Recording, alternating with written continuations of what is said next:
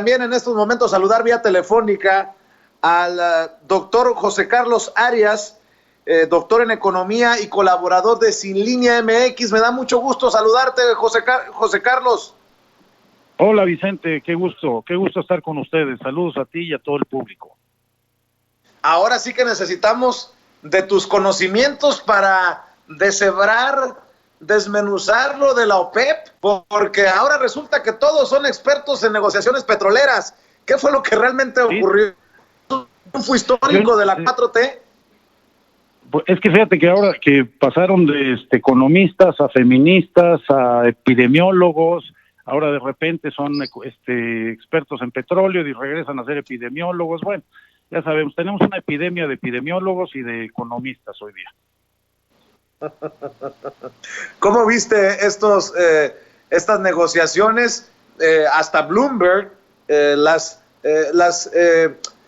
publicaciones especializadas dicen que es un triunfo para México. Mira, yo creo que para hacer el resumen, en la ronda de negociaciones que sostuvieron los países miembros y no miembros de la OPEP, el viernes pasado se alcanzó el acuerdo que consiste en disminuir la producción diaria de petróleo crudo en 9.7 millones de barriles diarios.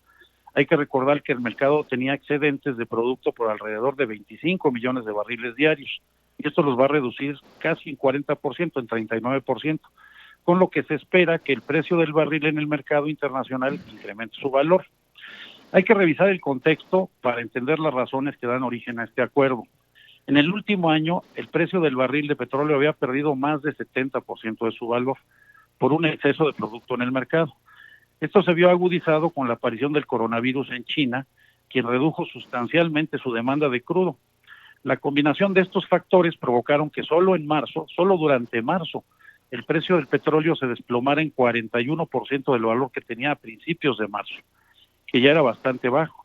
A principios de marzo el precio era de $33.91 promedio, y el último día de marzo llegó a un precio de alrededor de $20. Estamos hablando del precio no de la mezcla mexicana, sino del precio internacional del Brent y del Texas. Este precio no se veía desde el 2003. En fechas recientes, con antelación a que se celebraran estas últimas rondas, Arabia Saudita se había reunido con Rusia para intentar disminuir la cantidad de barriles que producían, puesto que estos dos países son los productores más grandes de petróleo junto con Estados Unidos. Como no llegaron a un acuerdo, los árabes decidieron aumentar la producción aún más para castigar el precio y obligar a Rusia a ceder en su posición de negociación. Al final, esto perjudicó a todos y tuvieron que volver a reunirse para llegar a este acuerdo.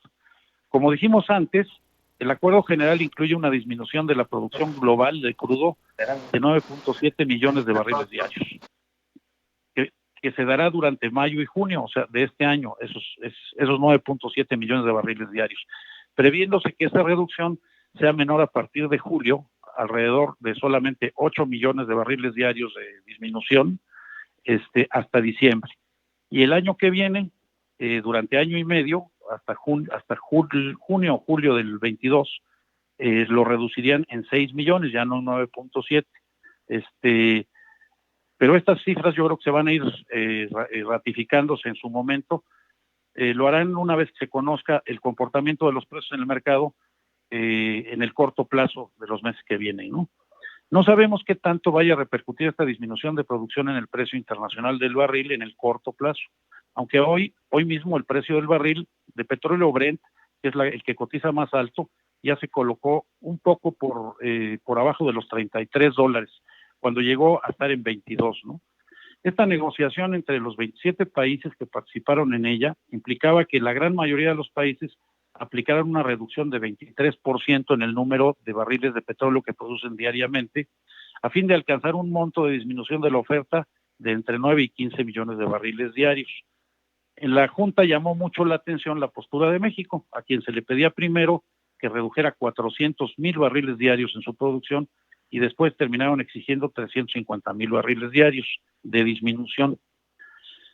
Esta exigencia la rechazó en forma inflexible México.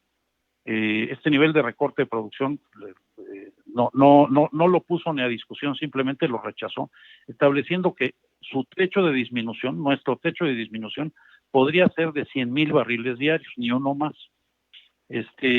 Como se requería un consenso entre los 27 países que asistieron para que se alcanzara un acuerdo general, la postura de México no permitía que el acuerdo se concluyera y la consecuencia era que el precio del barril de petróleo se mantuviera en uno de sus niveles históricos más bajos.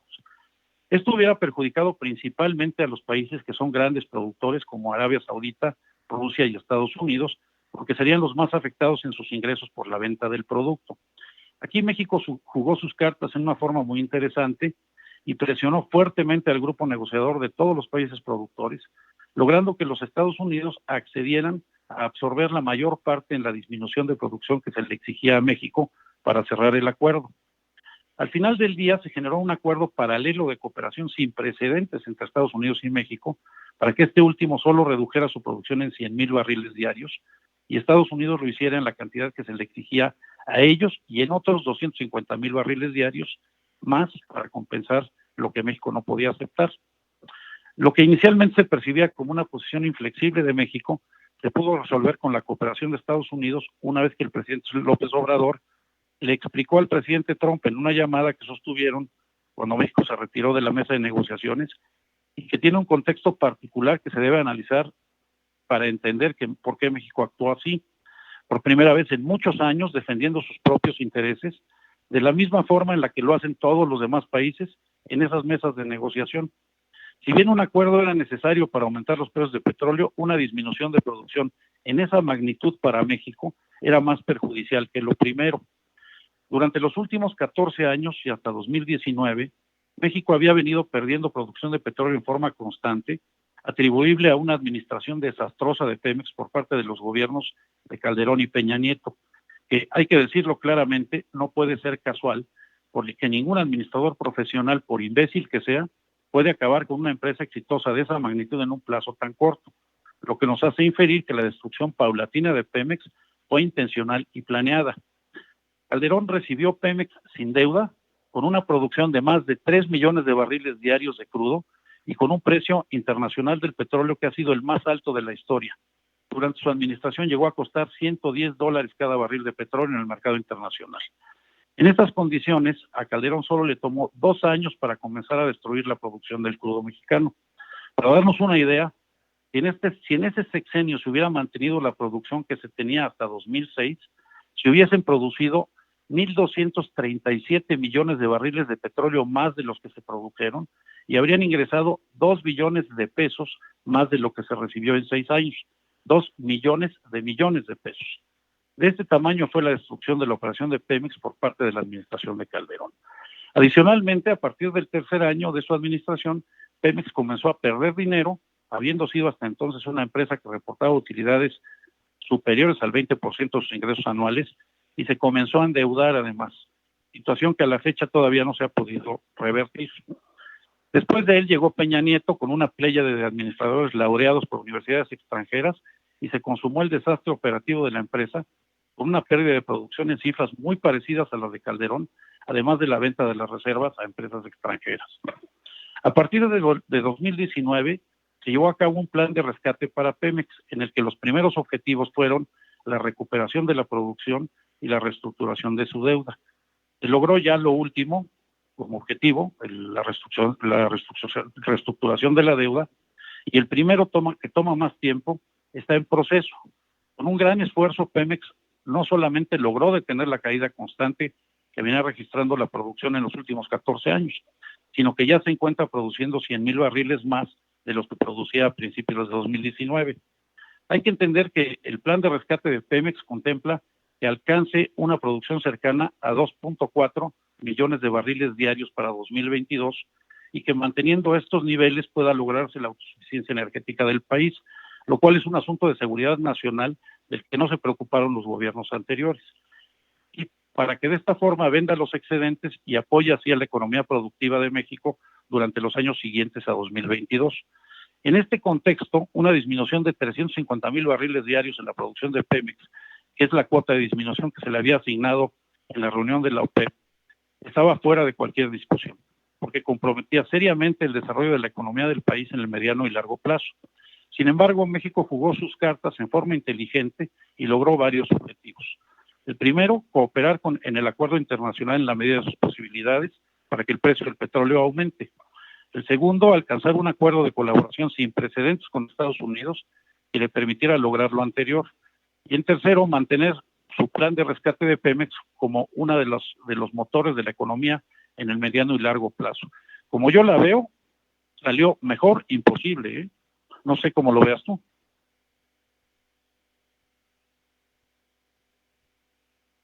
El presidente como un trato especial, el que se logra, y bueno, muchas personas lo van a subestimar, pero el hecho de que México envíe a las negociaciones a la única mujer de la mesa y salga victorioso, no, pues ya, quedará por ahí escrito en un libro que leerán nuestros nietos, mi querido José Carlos. Y que probablemente también lean los nietos de los jeques árabes, porque ellos se llevaron un golpe fuerte en ese sentido, ¿eh? Así es. Oye, José Carlos, doctor, yo quiero pedirle a toda la gente que nos está viendo, las más de 22,000 personas conectadas en estos momentos, que revisen la cobertura que hacen en Sin Línea MX, que lean tus colaboraciones, que se deleiten cómo se la pasan los compañeros de Sin Línea MX exhibiendo y desnudando las fake news. ¿Dónde te encuentran? ¿Cómo te encuentran, doctor? Mira, yo estoy nada más en Twitter, Vicente, en @AkireLincho, AKIRELINCHO. Ahí estoy a sus órdenes. AkireLincho. @AkireLincho, y recuerde que lee al doctor José Carlos Arias en los espacios de Sin Línea MX. Busca Sin Línea MX en YouTube, tienen su canal, búsquelos en Facebook, búsquelos en Twitter, en Instagram, están por todos lados, y les mandamos a todos un gran saludo. Y a ti, doctor, mi agradecimiento por el análisis que nos ayudas a hacer. Al contrario, mi querido Vicente, un abrazote para todos, estamos con ustedes y vamos para adelante. Muchas gracias. Échele, doctor, un abrazo.